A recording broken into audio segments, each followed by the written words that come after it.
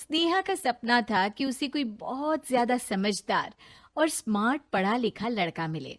लेकिन कहते हैं ना, जो भाग्य में होता है होता वही है। देख, मैं साफ कह रही हूँ, लड़की के बाप के पास भर भर के पैसा है। अरे एक बार लड़की ने तुझे पसंद कर लिया तो समझ के पैसे की तो नदियां भर जाएंगी, लेकिन फिर भी तेरी प्यास नहीं बुझेगी बेटा। अरे माँ, फ्रिज में मैंने 2 बोतल पानी की रखी है, और कैसे प्यास बुझेगी? अरे पांचवी फेल, मैं बात कर रही हूँ पैसों की प्यास की। तू गवाह नहीं समझेगा इस बात को। बस तुझसे लोगों की नौकरी करवा लो। वो क्या है ना आशीष की माँ, वो सीधा है, और जिसे तू लोगों की नौकरी बोल रही है ना, वो आशीष का प्यार है अपने लोगों के लिए, जिनसे वो प्यार करता है या जिनसे जुड़ा हुआ है वो। अरे जमाना नहीं रहा वो। अरे आज की डेट में तो ना बेटा माँ का है, ना ही पति पत्नी का। कैसी बात कर रही है माँ? चाहे दुनिया यहाँ की वहाँ क्यों ना हो जाए, मैं आपके बिना नहीं रह सकता, ना ही मैं आपको कभी धोखा दे सकता हूँ। अरे हाँ, ठीक है ठीक है। देख, लड़की को पढ़ा लिखा लड़का चाहिए तो वहां चुप रहना। जबान खोलेगा तो पता चल जाएगा कि पांचवी पास है। अरे तो पढ़ा देती ना आगे।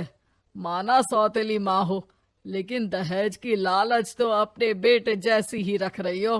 पापा ऐसा मत बोलिए ना माँ को, वो मेरी माँ है, मैं उनसे बहुत प्यार करता हूँ। अच्छा अच्छा बेटा, कुछ नहीं कहता, बस तैयार हो जा, चलते हैं और देखते हैं कि कौन है लड़की और क्या चाहती है। सभी मिलकर लड़की देखने जाते हैं, जहाँ स्नेहा आशीष को देखकर ही इम्प्रेस हो जाती है। वाह, कितना हैंडसम है। काश इससे मेरी शादी हो जाती, लेकिन पता नहीं कितना पढ़ा लिखा है। स्नेहा, लड़का बहुत अच्छा है, बेचारी की माँ दूसरी है, लेकिन देख रही है ना, हीरा भी इतना चमकीला नहीं होगा जितना कि ये। स्नेहा को समझ नहीं आता कि वो क्या करे। वो आशीष से मिलती है, उसकी सादगी, उसकी बातें उसे भा जाती है। मैंने नहीं सोचा था कि इतना पढ़ा लिखा लड़का मुझे मिलेगा। मैं शादी करने के लिए तैयार हूँ। और फिर स्नेहा और आशीष की शादी हो जाती है। शादी के बाद सासू माँ कहती है, अरे बेटा, वो तेरे जेवर मुझे दे दे, मैं संभाल कर रख दूंगी। स्नेहा, जो कि खुद भी एक समझदार लड़की थी, नहीं नहीं, मैं अपने जेवर नहीं दूंगी।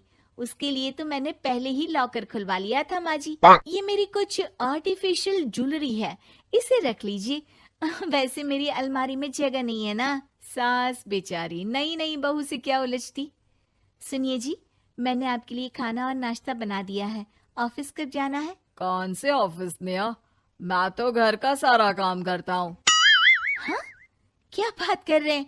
इतना पढ़ लिख कर आप घर का काम क्यों करते हैं? कितना पढ़ लिख कर? मैंने तो सिर्फ 5वीं तक पढ़ाई की है। तभी वहाँ सास आ जाती है। अरे 5वीं तक भी पढ़ लिया तो समझो मेरी कृपा से, वरना तो जो इसके लक्षण थे ना, क्या बताना। अच्छा आशीष, जरा बाहर जा और भाग कर टूथपेस्ट लेकर आ। सुबह से मंजन नहीं किया। और हाँ, फिर जाकर दुकान की सफाई कर देना। तेरा छोटा भाई दुकान पर जाने को तैयार हो रहा है। स्नेहा ये सब सुनकर हैरान रह जाती है। वो सोचती है कि आखिर उससे क्या गलती हो गई जो उसके साथ ऐसा हुआ। आशीष स्नेहा के पास जाता है। सुनो, तुमको तो मैंने पहली मुलाकात में ही बताया था कि। स्नेहा आशीष की बात ही नहीं सुनना चाहती है। वो जोर से चिल्लाती है, चुप रहो बिल्कुल, गंवार कहीं के।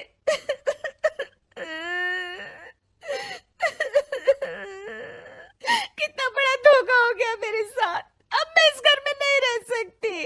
प्लीज ऐसी बात मत करो, मेरी पत्नी हो तुम, जैसे बोलोगी मैं वैसा करूंगा। मैं कोशिश करूंगा बाहर जाकर कोई काम ढूंढ लूं, पर प्लीज मत जाओ। चुप रहो गंवार कहीं के, मैं तुम्हारे जैसी की बीवी हो ही नहीं सकती। आशीष स्नेहा को लाख समझाने की कोशिश करता है, लेकिन वो अपने मायके चली जाती है। माँ चलिए ना, स्नेहा को मना कर लेकर आते हैं। अरे जाओ, बनाने जाए मेरी जूती। इतना घमंड, जैसे कलेक्टर हो कहीं की महारानी। अरे मैं तो तुझे कहूंगी कि तू भी भूल जा, हमने नहीं भगाया, खुद ही तो गई है। माँ वो बीवी है मेरी, मैं प्यार करता हूँ उससे, मैं जा रहा हूँ उसे लेने। वहीं स्नेहा के घर पर, माँ वो तो कुछ काम ही नहीं करता, घर का नौकर है, 5वीं पास। मैं नहीं रह सकती ऐसे आदमी के साथ माँ। बेटा वो लड़का बहुत अच्छा है, उसकी तारीफ मैंने हर किसी से सुनी है। तेरा पति है, अब तक एक गलत माँ के साथ रह रहा था, तू संवारेगी तो संवर जाएगा। तभी वहाँ आशीष आ जाता है। मुझे माफ कर दो स्नेहा, पर प्लीज मुझे छोड़कर मत जाओ। मेरी माँ के जाने के बाद मुझे तुम्ही से सारी उम्मीद है। तुम जैसा कहोगी मैं करूँगा, पर प्लीज मेरे साथ रहो। सबके समझाने बुझाने के बाद स्नेहा आशीष के साथ घर आ जाती है। आ गई महारानी, अब आई हो और सच्चाई भी पता चल गई है, तो थोड़ा तमीज से पति के साथ घर देख, रसोई संभाल और हम सबकी सेवा कर। देखो, मैं अब इस घर में बंटवारा चाहती हूँ। जो मेरे पति का हिस्सा है वो उसे मिले और वो आज से कोई काम नहीं करेंगे। हिस्सा ले लो, लेकिन कमाओगे क्या, खाओगे क्या, धूल मिट्टी। अरे तेरा पति किसी काम का नहीं है, वो तो मेरा बेटा कमा रहा है तो 2 रोटी मिल जाती है इसे। तभी वहाँ स्नेहा के ससुर आ जाते हैं। मैंने एक बंद फैक्ट्री को पहले ही आशीष के नाम कर दिया है और घर के 2 तल्ले में 1 तल्ला ले लो। मैं तो आशीष के पास रहूंगा, वकील थोड़ी देर में आता ही होगा। अरे जाओ जाओ, 2 दिन में भूख से तड़प कर सब वापस आ जाओगे। बढ़िया आई बहू बेटे वाली। फिर क्या था, स्नेहा आशीष के साथ मिलकर बंद फैक्ट्री को खोलती है और मन लगाकर काम करती है। दोनों की मेहनत रंग लाती है और आशीष अपनी मेहनत से एक सफल बिजनेसमैन बन जाता है। लेकिन एक दिन, अरे बहू बेटा आशीष, मुझे माफ कर दो, मैं भी अब तुम लोगों के साथ रहना चाहती हूँ। इस कमबख्त ने तो दुकान का बेड़ा गर्क कर दिया। वो तो आशीष था जो सारा दुकान का काम संभालता था। बेटा हमारे पास तो अब खाने को भी नहीं बचा। माँ जी, इसे कर्म के फल कहते हैं।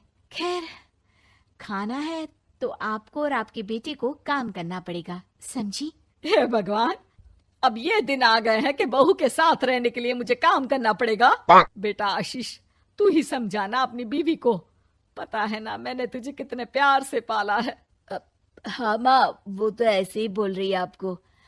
अरे घर में कामकाज के लिए बहुत सारे नौकर चाकर है, आप आराम से रहिए माँ।